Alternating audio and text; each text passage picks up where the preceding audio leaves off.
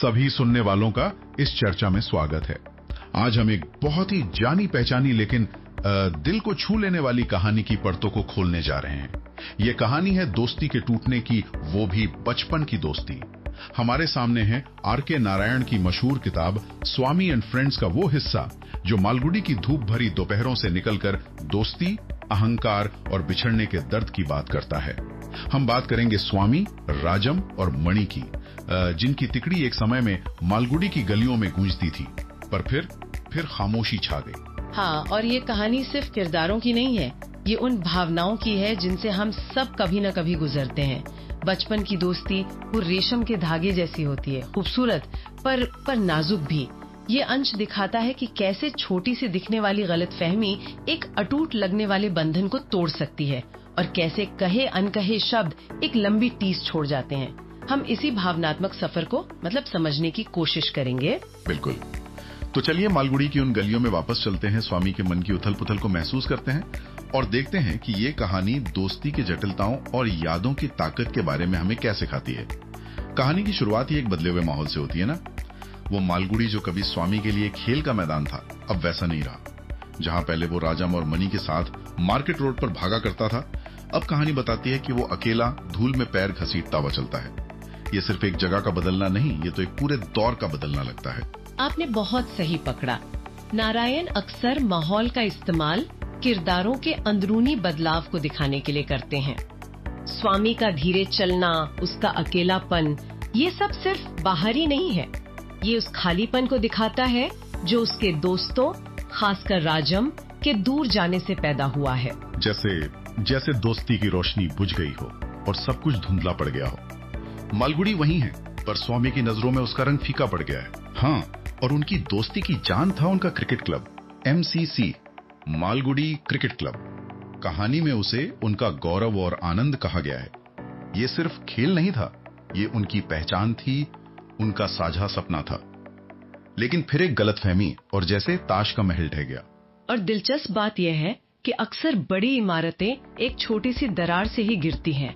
यहाँ वो दरार थी एक गलतफहमी। राजम, जिसका किरदार थोड़ा गर्व और नेतृत्व वाला दिखाया गया है, उसे लगा कि स्वामी ने जानबूझकर उसे नीचा दिखाया जब वो उस अहम मैच के लिए नहीं पहुंचा, और स्वामी शायद डर या घबराहट में अपनी मजबूरी ठीक से समझा नहीं पाया। और मणि का क्या? वो तो जैसे बीच में पिस गया।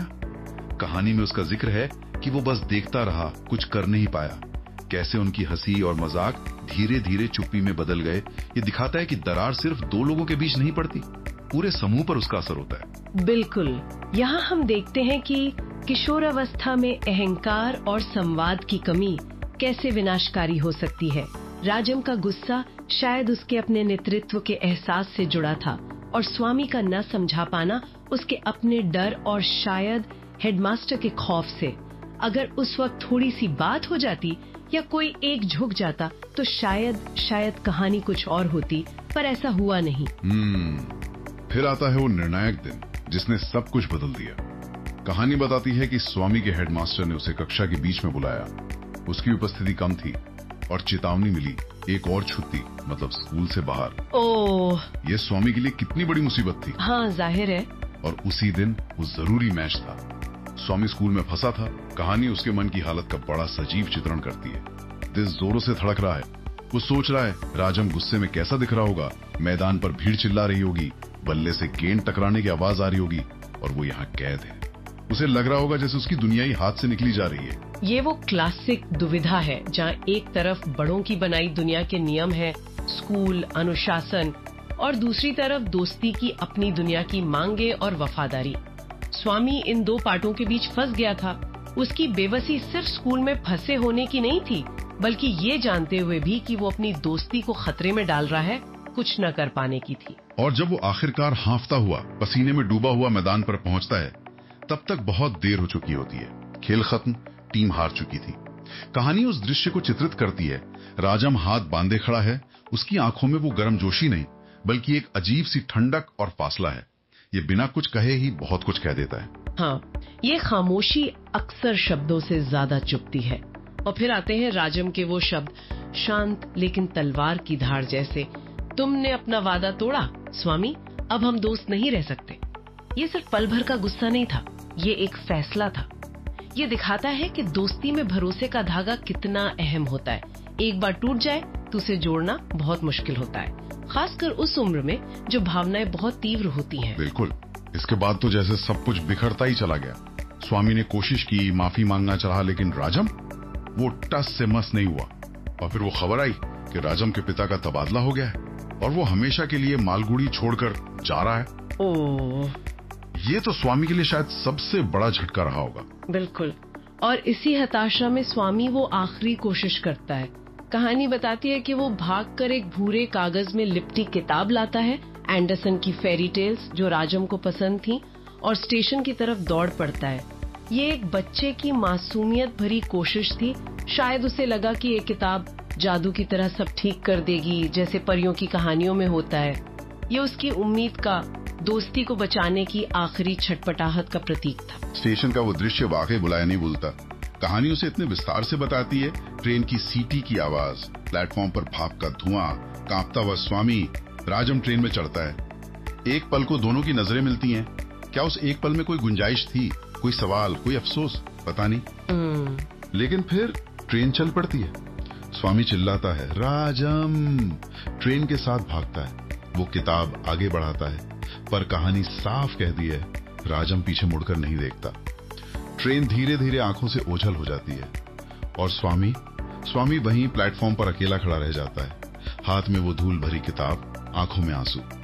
ये एक ऐसा अलविदा था जो कभी पूरा हुआ ही नहीं। ये दृश्य कहानी का भावनात्मक चरम है। वो नकारा गया तोहफा, वो दौड़ और राजम का पीछे न मुड़ना, ये सब मिलकर उस रिश्ते के अंत को दिखाता है जो बिना किसी समाधान के, बिना किसी क्लोजर के खत्म हो गया है। ये अधूरेपन का दर्द है जो शायद सुलझे हुए झगड़ों से ज्यादा गहरा होता है। नारायण ने यहाँ संवाद के पूरी तरह खत्म हो जाने और रिश्ते के अपरिवर्तनीय अंत को बिना किसी मेलोड्रामा के बड़ी सादगी से दिखाया है। सही कहा। और कहानी का अंत भी उतना ही सोचने पर मजबूर करता है। उस रात स्वामी बिस्तर पर लेटे हुए खुद से कहता है, दोस्ती फीकी पड़ सकती है, लेकिन यादें कभी नहीं। ये जैसे एक कड़वी सच्चाई को स्वीकार कर लेना है। ये पंक्ति सिर्फ कहानी का सार नहीं, बल्कि जीवन का एक बड़ा सच भी है। रिश्ते बनते हैं, बिगड़ते हैं, लोग आते हैं, चले जाते हैं, लेकिन उनके साथ बिताए पल, अनुभव, वो चाहे खुशी के हो या दुख के, हमारी यादों का हिस्सा बन जाते हैं। वो यादें हमें आकार देती हैं।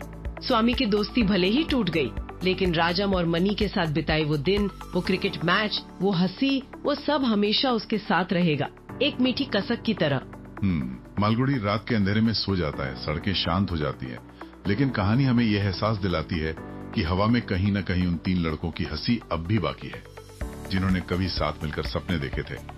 ये एक उदासी छोड़ जाती है, बचपन की उस मासूम दुनिया के खो जाने की उदासी जो फिर कभी लौटकर नहीं आती।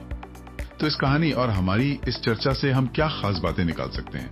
पहली बात तो यही कि बचपन की दोस्ती, जो हमें दुनिया की सबसे मजबूत चीज लगती है, असल में कितनी नाजुक हो सकती है। दूसरी अहम बात है अहंकार और संवाद की कमी का असर। कैसे गर्व, गुस्सा और अपनी बात न कह पाने की असमर्थता रिश्तों में ऐसी गांठें डाल सकती है जो फिर कभी खुलती नहीं। माफ कर देना या माफी मांग लेना, जो शायद उस वक्त सबसे मुश्किल लगता था, वही रिश्ते को बचा सकता था। हाँ, और तीसरी बात, अधूरे अलविदा का दर्द और यादों की ताकत। जब रिश्ते बिना किसी सही अंत के खत्म होते हैं तो वो एक खालीपन छोड़ जाते हैं, लेकिन साथ ही वो यादें, अच्छी या बुरी, हमेशा हमारे साथ रहती हैं, हमें सिखाती हैं और शायद हमें वो इंसान बनाती हैं जो हम आज हैं।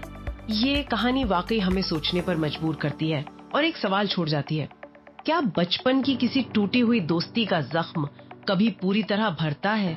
भले ही हम उन दिनों को याद करके मुस्कुराएं, क्या वो अधूरापन, वो कसक हमेशा कहीं न कहीं बनी रहती है? ये एक ऐसा सवाल है जिस पर हम अपने सुनने वालों को विचार करने के लिए छोड़ना चाहेंगे। इस भावनात्मक और विचारोत्तेजक कहानी के विश्लेषण में हमारे साथ जुड़ने के लिए आप सभी का बहुत बहुत धन्यवाद। हमें उम्मीद है कि स्वामी एंड फ्रेंड्स के इस हिस्से पर हमारी ये बातचीत आपको पसंद आई होगी और इसने आपको कुछ सोचने पर मजबूर किया होगा। अगर आपको ये चर्चा अच्छी लगी तो इसे लाइक जरूर करें। नीचे कमेंट्स में हमें बताएं कि आपने इस कहानी से क्या महसूस किया या सीखा, और इसे अपने दोस्तों और जानने वालों के साथ शेयर करें जिन्हें साहित्य या मानवीय रिश्तों की ऐसी गहरी पड़ताल में रुचि हो। हमारे चैनल को सब्सक्राइब करना ना भूलें ताकि आप भविष्य में भी ऐसी ज्ञानवर्धक चर्चाओं का हिस्सा बन सकें। और हाँ, नई चर्चाओं की जानकारी तुरंत पाने के लिए वो घंटी वाला आइकन यानी बेल आइकन दबाना याद रखें। अगली बार फिर मिलेंगे एक नए विषय, नए स्रोतों और एक नई गहरी बातचीत के साथ। तब तक सोचते रहिए, सीखते रहिए और अपने रिश्तों को सहेजते रहिए। अलविदा।